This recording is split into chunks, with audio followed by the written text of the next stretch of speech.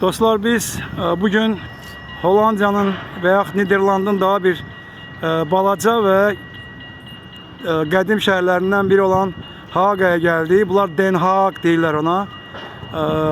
Burada bilmirəm, bilirsiniz yoxsa yox, Niderlandın rəsmi paytaxtı Amsterdam olmasına baxmayaraq dövlətin hökuməti, parlamenti, hətta kralı məhz burada oturur. Yəni bu şəhərdə oturur. İndi oturduğu yeri də sizə göstərirəm. Bax, bu saray Binnenhof adlanır. Gördüyünüz, bax bu Binnenhof sarayında hökumətdə oturur, parlamentdə oturur. Kralın oturup oturmamasını dəqiq bilmirəm, amma hökumətlə parlament %100 bax burada oturur. Bəzən deyirlər Bakı köçürülsün falan. Bu məncə belə bir praktika bizdə də ola bilərdi ki, hökumət və parlament deyək ki, hansısa bir şəhərə köçürülsün, amma Bakı paytaxt olaraq, Bakı daha doğrusu rəsmi paytaxt olaraq qala bilər.